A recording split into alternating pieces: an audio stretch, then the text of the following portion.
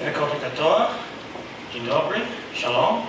Welcome everyone to this very special event here today at the National Library, a seminar from totalitarianism through hope to a new life in New Zealand, women's perspectives. My name is Rob Rebell and I am the moderator for this afternoon's event. I wear various hats. I'm Vice President of the New Zealand Institute of International Affairs and Professorial Fellow at the Centre of Strategic Studies at Victoria University of Wellington. And it's a real privilege through both of these organisations to have a link to this very special event this afternoon. Before we begin and plunge into the event proper, I would like to invite the Ambassador of Poland, Ambassador Zbigniew Jakowski, to come up and say a few words of welcome to everyone.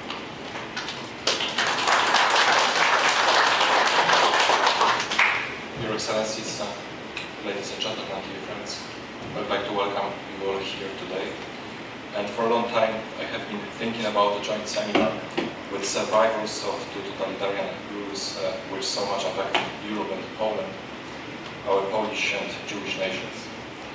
Our today's panelists have been through the horrific experience of deportation to Siberia in Soviet Russia and the Holocaust and the Nazi German camps. We will soon find out what impact the experiences of World War II and of being refugees or displaced persons made on their future choices, how has their past shaped their life in New Zealand. Here I would like to sincerely thank all our today's speakers for agreeing to share your personal experience. Thank you also Professor Robert Ravel of the Victoria University for taking on the role of a moderator. By organizing this event, the Embassy of Poland wants to highlight two great anniversaries. 100 years of Polish women gaining voting rights, which coincides nicely with the New Zealand Suffrage 125 commemorations. And also we celebrate the centenary of our regained independence, so those flowers also reflect these commemorations, white and red, these are our national colors. Today we will focus on the history of European women who contributed to a culturally diverse New Zealand society. Despite often painful experiences of their childhood and difficult circumstances that brought them to New Zealand, they managed to live positive and meaningful lives in this country. Straight after the seminar, we will open a special exhibition called Women of Independence. The exhibition presents the profiles of several dozen women who served a substantial role in creating the Polish nation and identity. Active in many different spheres, politics, science, education, culture, economy, and the military, the women changed the lives of individuals, local communities, and the whole Polish society. The display presents the women's part in the fight for Poland's independence and its restoration in 1918.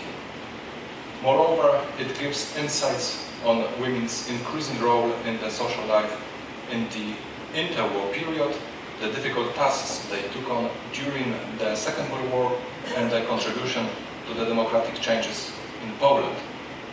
So I will be pleased to invite you after the seminar, after the session, to join us at the 10-wall gallery to see the exhibition and enjoy lots of wine, drinks, and to continue our conversation. Additionally, tomorrow, again in partnership with the Holocaust Center of New Zealand, we will hold a screening of the acclaimed film The Zookeeper's Wife, directed by a New Zealander, Nikki Caro. The film tells the account of keepers of the Warsaw Zoo, Antonina and Jan Żabiński, who helped save hundreds of people during the German invasion of Poland. The movie will be shown at 5:30 p.m. at Sound and Vision, Taranaki Street in Wellington. A few seats are still available, so please join us, come along to see the movie. I would like to thank the Holocaust Center of New Zealand for being our partner once again. It's been a long-standing cooperation on various events, exhibitions, film screenings, all aiming at preserving the memory of history and to remind us all that peace cannot be taken for granted. Special thanks to Rick Safar. Thank you, Rick, for your friendship and dedication. I'm especially pleased that we hold this event at the beautiful National Library of New Zealand.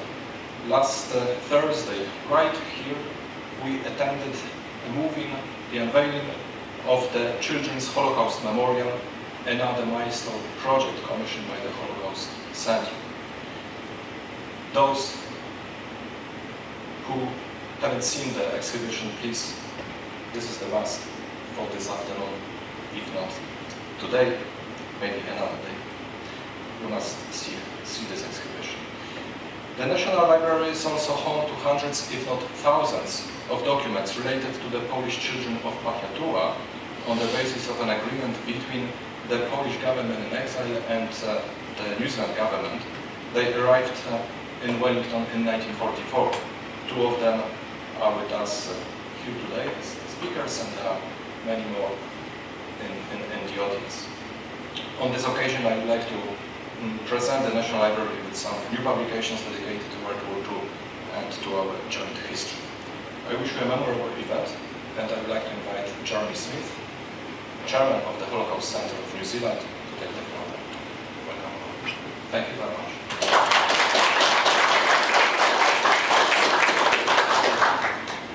Welcome everybody. As you can see, our vision here is to inspire and empower individuals to stand against prejudice, discrimination and apathy. And I think our speakers here today, whilst often these stories are of tragedy and pain, they will definitely help inspire us to do exactly that, to stand against prejudice, discrimination and apathy. I do hope you enjoy this afternoon. Thank you.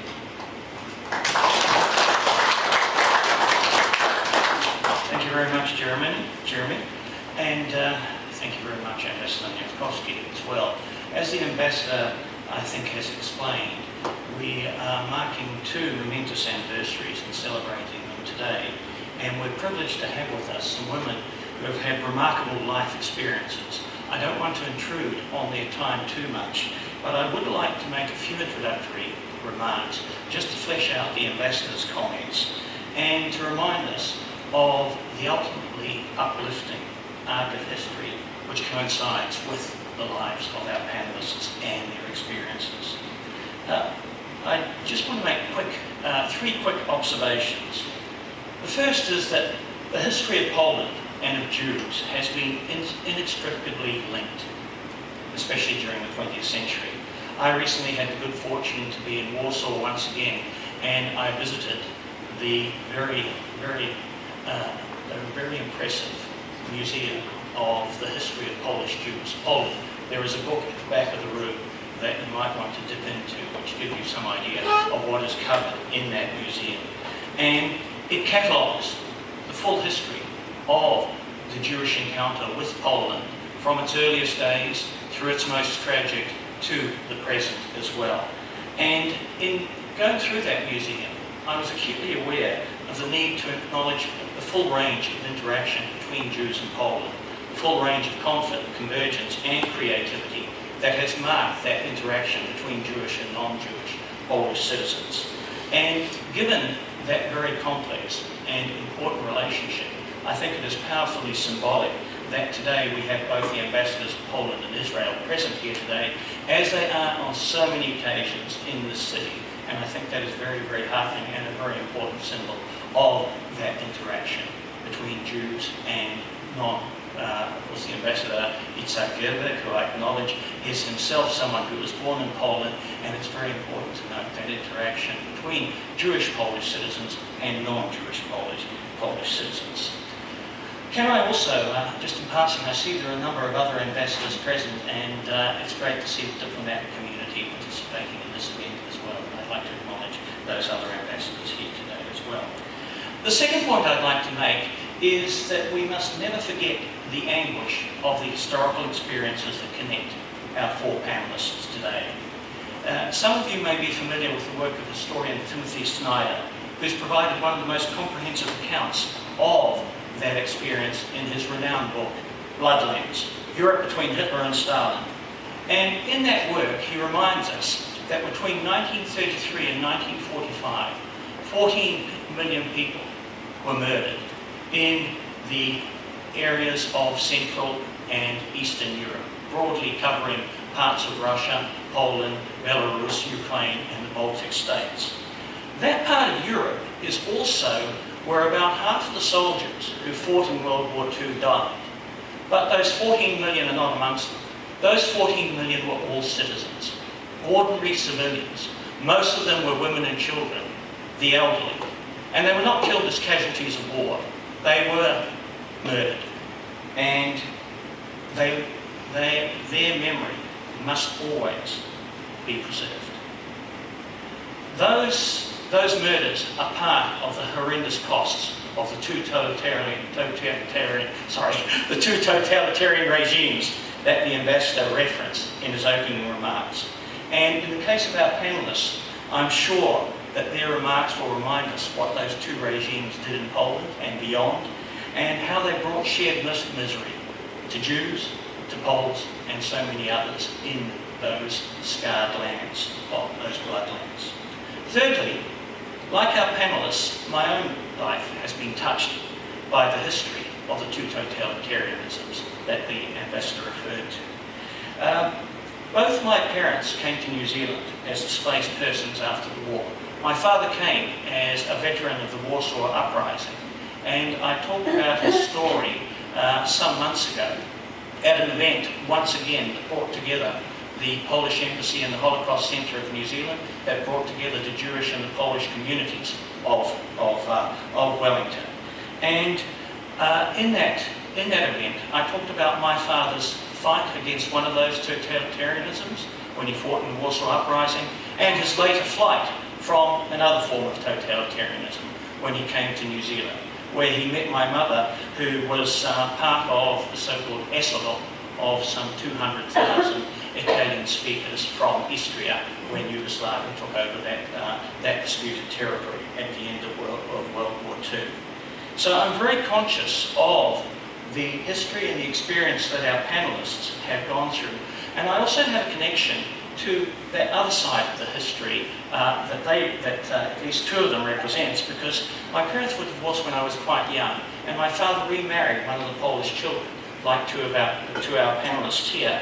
And I, in my dealings with my stepmother, I was very conscious and got to appreciate the scars of that experience, of that Siberian experience that eventually brought more than 700 Polish children, some of whom are in this room today in the audience, as well as on the panel here to New Zealand. But I'm also very conscious through that interaction of how those people and our other two panellists were able to transcend in various ways that experience, to live rich lives here in New Zealand, and to raise families successfully. I stressed when I was talking at the Holocaust Centre of New Zealand a few months ago that we must never forget the darkness of the past, but we must also acknowledge the redemptive power of the experience of those like our panellists. And I'm now going to introduce them so they can do precisely that. We are going to have, some of you may have seen the leaflet for this event, and we're going to follow the sequence of the speakers as set out in that leaflet. So I'm going to ask Vera Egermayer to open up the proceedings. Each of them will speak for about 5 minutes. I'll introduce them briefly, and they'll speak from the table. I hope we can get the microphone working. We'll try that in a moment. And let me just say something about Vera. Vera was born in Prague, and she was 4 years old when the Nazis transported her by train to Terezin camp without her parents. Vera's parents survived the war, and the family immigrated to Wellington in 1949. As a child survivor of the Holocaust, she has given talks around the world of her experience. She was New Zealand consul in Prague for 18 years. Can I ask you to join me in welcoming Vera to share some of her experience with us?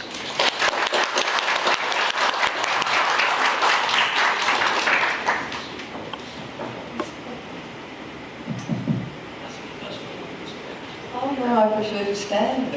I'll cover my back. Okay.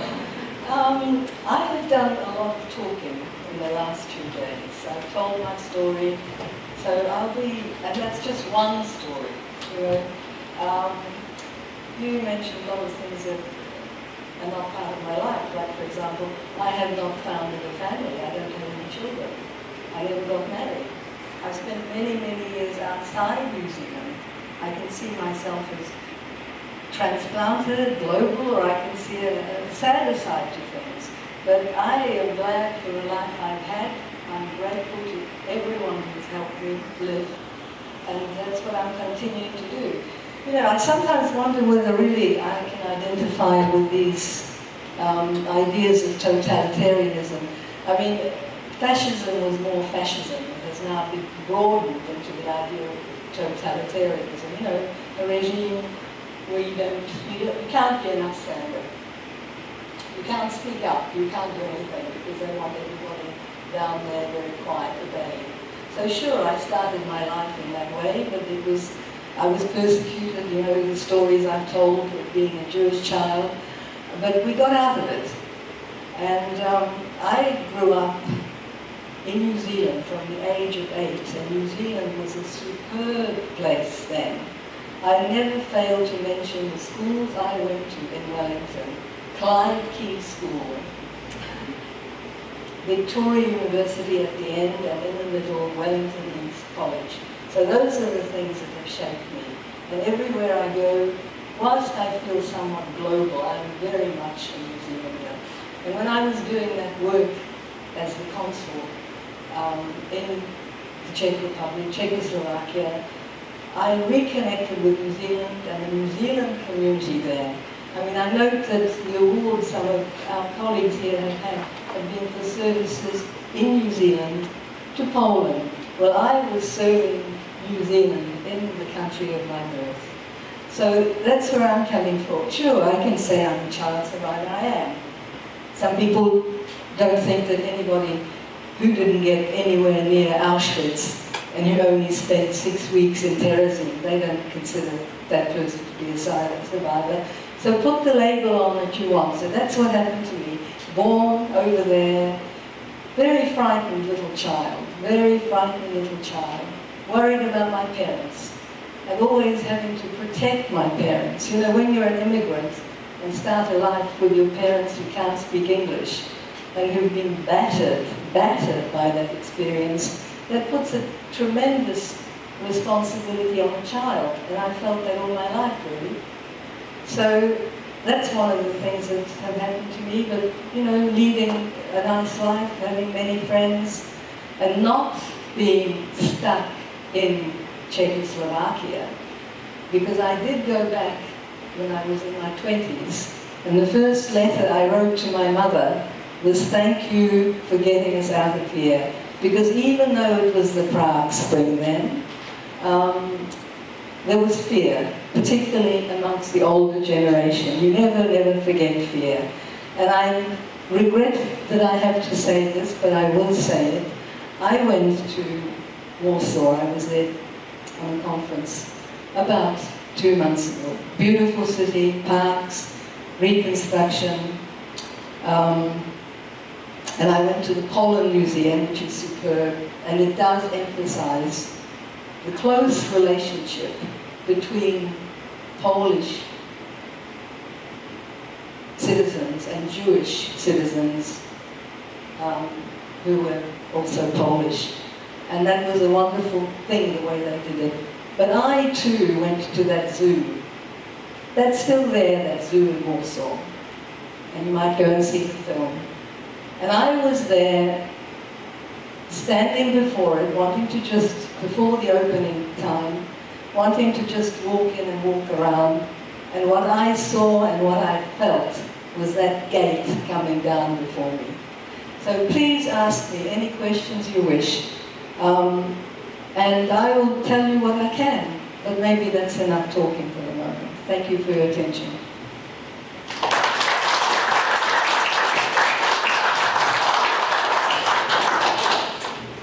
Thank you very much for those comments, Vera. Our next speaker will be Stefania Sondej, I'm Greece. And in her case, her family in 1936 moved from Zarogov, near Krakow, to Bodlikie, which is in Ukraine today. In 1940, the Russian army deported her and her family to northern Russia. And under conditions of starvation and extremes of climate, they were forced to work in the taiga forest. In 1942, after her parents passed away, she was evacuated, along with some others who were here in this room as well, with the Polish army to Iran. She arrived in 1944 as part of that group of Polish children which were taken into New Zealand by the Fraser government at the time. Later on, she studied at Victoria University of Wellington, graduating with a BA, and became a secondary school teacher. For years, she's been involved in initiatives such as the Polish Women's League, the Church Choir, promoting Polish culture and education. And in 2004, Stefania was awarded the Knight's Cross of the Order of Merit by the President of Poland. Can I ask you to welcome Stefania to make her comments?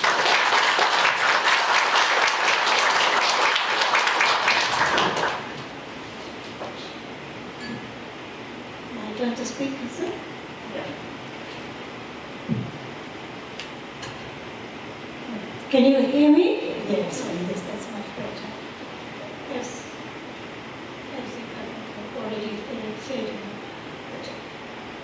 I came in 1944 with around about 733 or whatever the number was of other orphans or semi-orphans to New Zealand for a temporary stay. Temporary stay which lasted, what, 70-something years? And I consider myself Polish all that time, believe it or not.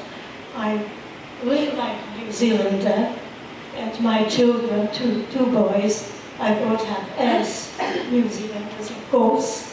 And I remember once when I took the older one to see a blanket nurse, and she heard me speaking Polish to him. And he said, "What language are you speaking to that child?" I said, "Polish." She was horrified. I said, "Don't you realize what harm you're doing to that child? How will he cope in English school?" And I said, "Well, look, when I came, I didn't know any English. When I started secondary school, I didn't know any English. And somehow I finished that school and I became a secondary school teacher of English." Anyway, then I married one of the children from Pahiatura, and we have two boys who can, well, the older one anyway, can speak some Polish. He understands a lot of it, but it's much more difficult to teach them once he hears English all the time, round about. And what else can I tell you about me? What about the song? Oh, what song? Yes, well, about songs, they are really of interest with our group.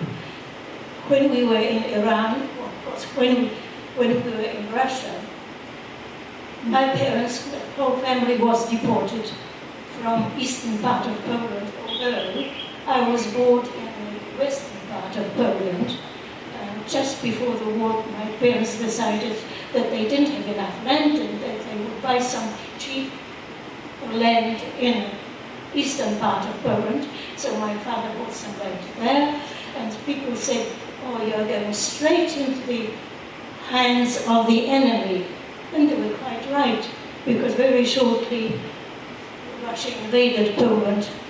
Everybody in New Zealand that I knew, they didn't believe me that it wasn't only Germany that invaded Poland, that eastern Poland was invaded also, and thousands of Polish families were deported to the labor camps in Siberia. And the children, of course, went with them, but once we left Poland, I have never lived as a family with the rest of my family. We didn't suffer very much. I suffer for my parents now rather than for myself. And in Russia, they were taken to work in the forests. Children were left behind. The older ones, I think, attended some sort of a Russian school, the local ones. Although I don't remember my older sisters talking about it. And then when the amnesty, as it is called, came for the Polish prisoners in Russia, my parents moved down to the south, to Uzbekistan, and they both died there. And I and my little brother were left in the place where the parents were deported. The rest of the family, we found out later, they were taken by the newly formed Polish army in Uzbekistan. And we eventually found ourselves in Iran, in Isfahan. We were never, since we left Poland, we were never in one place as a family, but we knew about one another, and we still loved one another, and we tried to meet, or at least the older sisters. They somehow managed to get us together occasionally so that we would know that we are a family. And then when it was time for the children to leave Iran, we didn't know about it. The younger ones didn't know about it, but the older ones told us later that just about each one of us was assigned to a different group in a different country. Well, maybe I'm exaggerating a little bit, but anyway, it was Africa, and anyway, we most of us, there were 5 children in the family, and our family somehow managed to be put on the list to go to New Zealand. And I'm very happy about that. And we came to New Zealand temporarily, by the way. Everywhere we went, it was just temporary. And in the camp, there was even Polish school, all in Polish. But I didn't stay there long because it was time to go to secondary school. So I was sent down to Dunedin, to Dominican convent, which was the best thing they could have done for me, because Dominicans are a teaching order, and they insisted on new learning. So at first, everybody was worried that if I speak Polish, I won't be able to learn English. Even after my 2 boys were born, and I took them to a planted nurse, and I was speaking to the older one, and she says, "What language are you speaking to that child?" I said, "Polish." She was horrified. How on earth is he going to cope with school with that kind of language? And however, they both managed very well, better than I did at school anyway. And I finished secondary school and became a secondary school teacher of English and Latin. So I didn't suffer by talking Polish to my children. Then what happened next? Do I finish now?